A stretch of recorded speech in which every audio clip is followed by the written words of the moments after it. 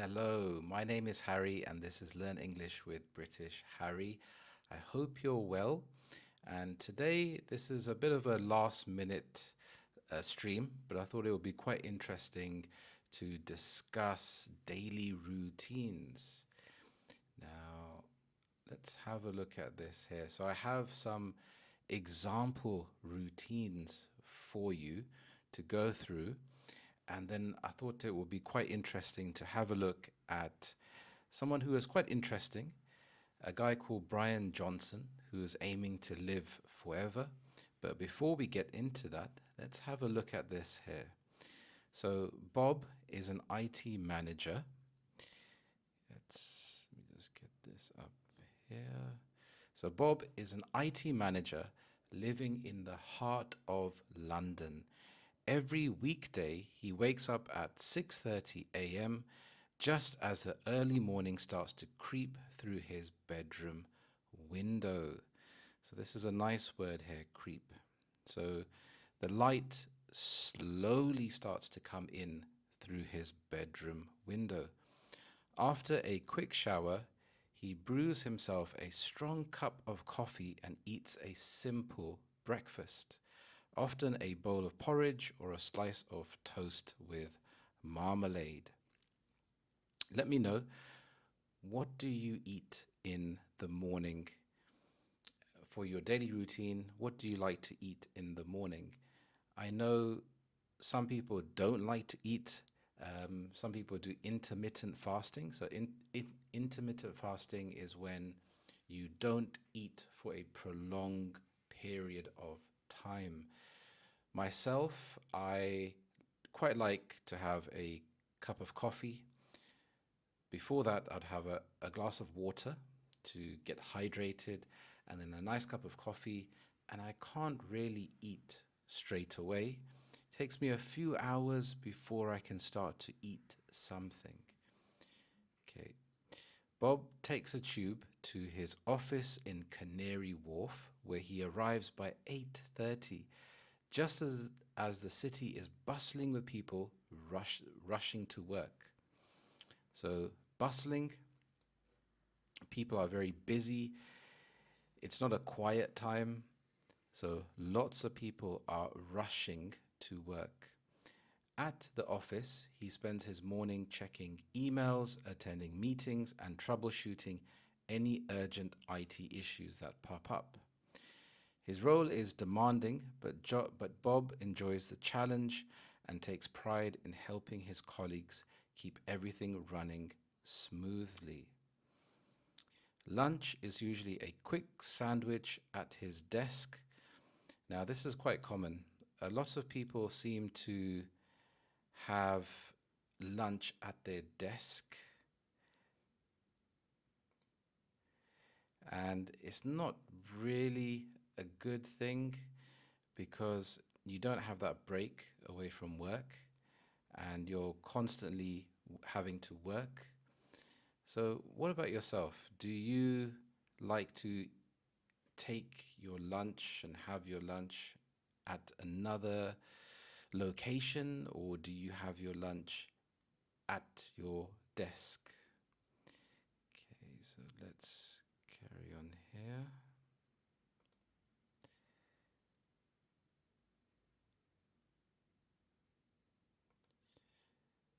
Or sometimes he'll meet a colleague for a bite at a nearby cafe. In the afternoons, Bob focuses on bigger projects like improving the company's network security or planning software updates.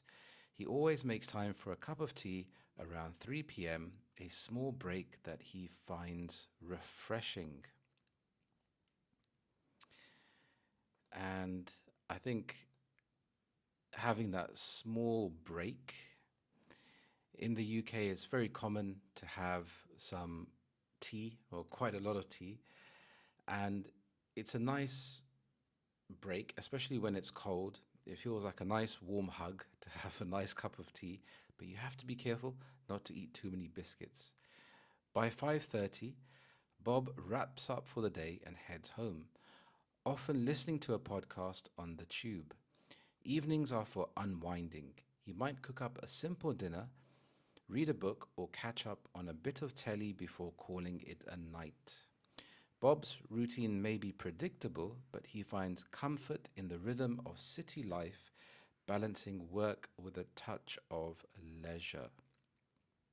So, Bob's daily routine is something which is quite common if you are working the traditional 9 to 5. So, in terms of your morning routine, again, let me know what is your morning routine.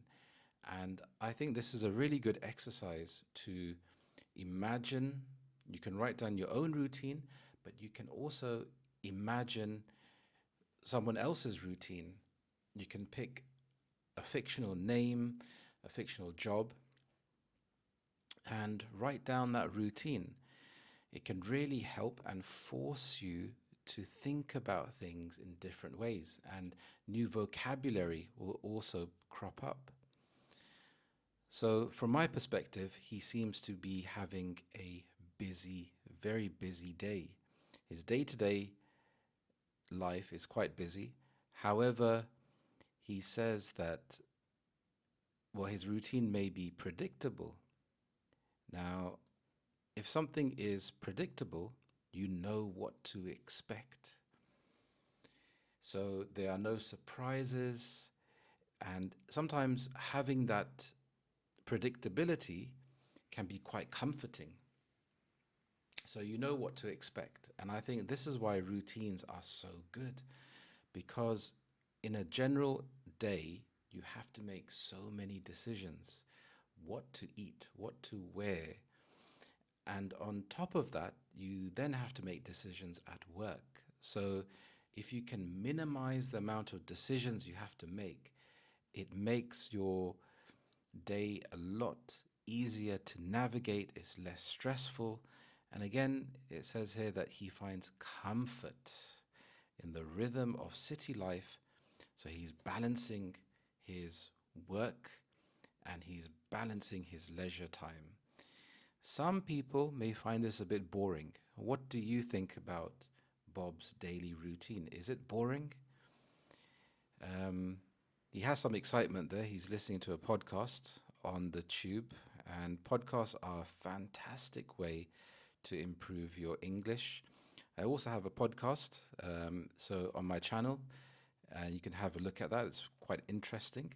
So if you're traveling or if you are doing housework, it's quite nice to listen to. Okay, so let's have a look at Sarah. So Sarah is a marketing officer living in a cozy flat near London Bridge. So a cozy flat. So to me, cozy here is something which is quite welcoming. It's very relaxing.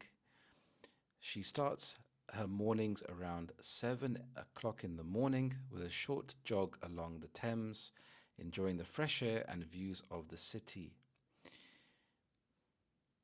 After her run, she makes herself a smoothie, blending up fruit, oats, and a handful of spinach, which she says gives her energy she needs for the busy day ahead. So if we compare Sarah's morning with Bob's morning. So Bob has a simple breakfast, and Sarah's breakfast is a bit more complicated, but she's blending up a smoothie and it sounds quite healthy. Sarah usually takes a bus to her office in Shoreditch, which gives her time to read or listen to her favorite playlist. By 9 a.m., she's at her desk, scrolling through emails and planning the day's tasks. Her mornings are filled with brainstorming sessions and creative meetings, where she works with her team on new campaigns and social media strategies. She's always thinking of fresh ways to engage customers, and her colleagues say she brings brilliant ideas to the table. So this phrase here, bring ideas to the table, it's quite common. If you think about in today's workplace. It's all about bringing value.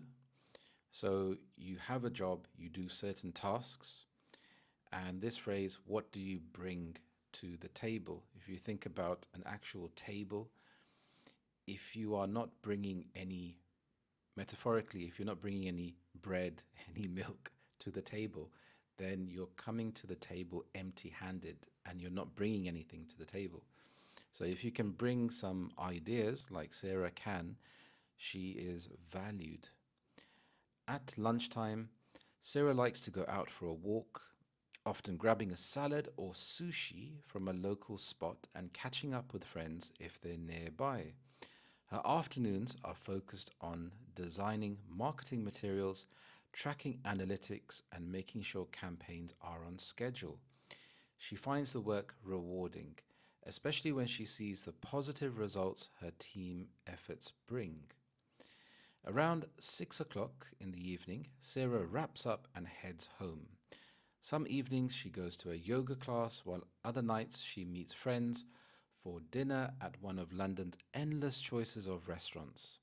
When she's back home, she often unwinds by watching a film or practicing a bit of her cooking skills. For Sarah, each day is a balance of creativity and connection, with her work, friends, and the buzz of London bringing excitement to her routine. So we can see here that Sarah's day is a bit more exciting. So let me know, which do you prefer? Do you prefer Bob's routine, which seems to be quite, I wouldn't say quite boring. Some people may think it's boring, but it's predictable. Sarah, her routine seems to be a bit more interesting, a bit more lively. Um, she's going out, she's enjoying the city life, and she does a few more things. So here, I want you to think about your daily routine from the morning until you go to sleep. So, what time do you wake up? You can add some adverbs of frequency here. You can let me know what time you usually wake up. Do you always wake up at a certain time? Does it ever change? So, on a weekday, on a work day, you always wake up at a certain time, but on the weekend, does it change? Do you sometimes wake up at a different time? Do you even set the alarm clock? I know it's quite nice sometimes not to set the alarm clock. I have a routine where I like to wake up fairly early, and I find it very peaceful in the mornings before everyone is awake and the world is awake. I find it peaceful to catch up on the tasks that I have to do and have some quiet alone time. I think it's changed from when I was younger. When I was younger, I would often go to sleep late and then wake up late. Um, and that's changed to going to sleep earlier and waking up earlier. So if we go back to Sarah and have a look at her day. So she starts work a little bit later than Bob, and her mornings are filled with brainstorming sessions. So when you brainstorm, you think of different ideas. And I can see that her job seems to be coming up with a lot of ideas. So she's always thinking of fresh ways to engage customers. So this can be quite stressful. So after a stressful day, I assume that her way to de-stress is going out. Whereas with Bob, I think that his day generally, so an IT manager, I can imagine, can be quite stressful because he is troubleshooting. So when you troubleshoot, you try to solve the problem. You try to think up, you try to think of solutions to the problem, and that as well can be very mentally draining. And he's having to deal with any urgent issues that pop up. So here we could use some phrasal verbs such as gravitate towards.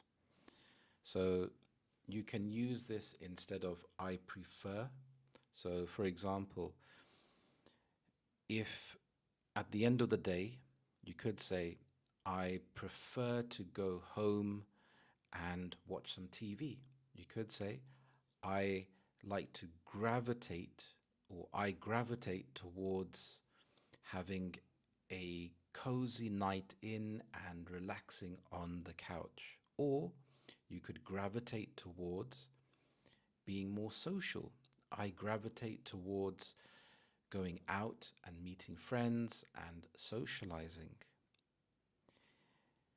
Now, I'm quite interested at looking at other people's routines. And in society and in media, you often hear of successful people that wake up incredibly early, and this is one of the main reasons that they are successful.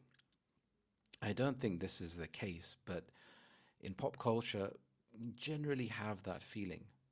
So, this person here, this is Brian Johnson. He is trying to live for as long as possible.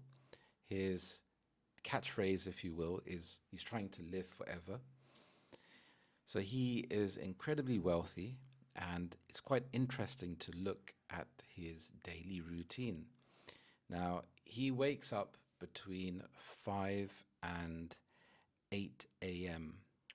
From what I've read, he wakes up about 4:30 or 4:40 in the morning.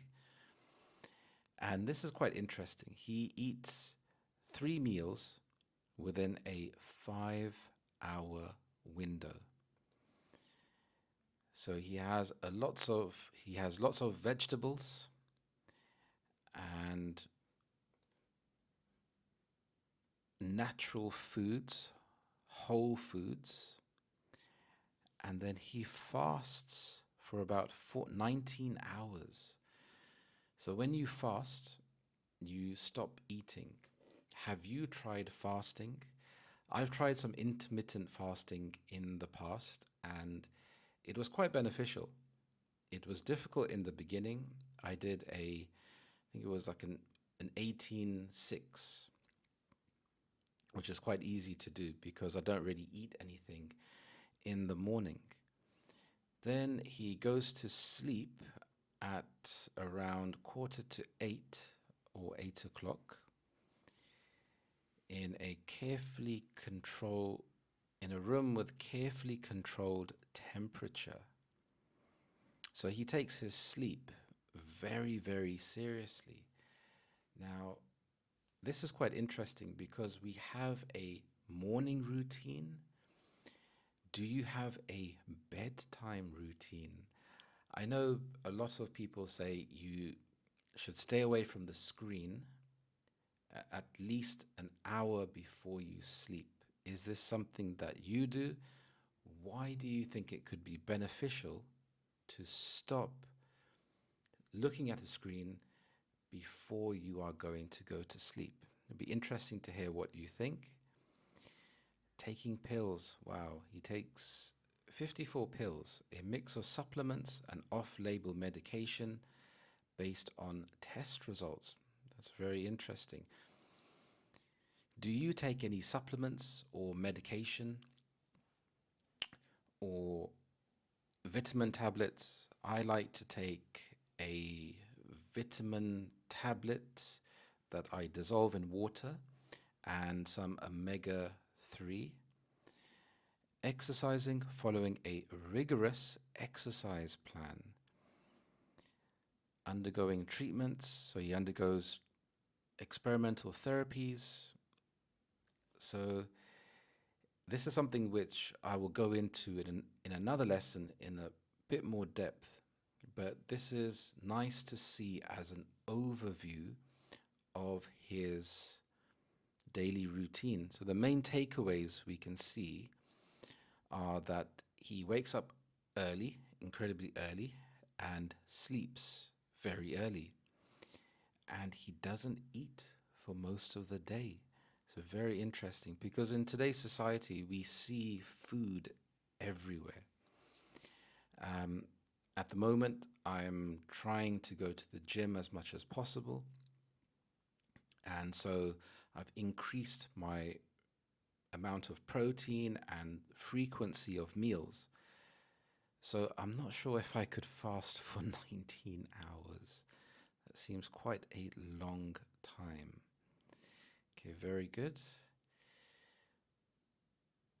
So, like I said, this is a spur of the moment live stream just to talk about daily routines. I wanted to get you thinking about your routine. This is something that you can practice with your thinking in English, and it's really helpful. It's helped so many of my students to improve their confidence because when you start to connect these sentences together, you can become more playful with it. You can imagine another person. You can imagine what would a celebrity's daily routine be. So you would imagine to be that celebrity and then just describe the routine from the morning until the night. Fantastic, brilliant. Well, thank you so much for watching. I hope you enjoy the rest of your day, and I will see you next time. Thank you, and bye bye.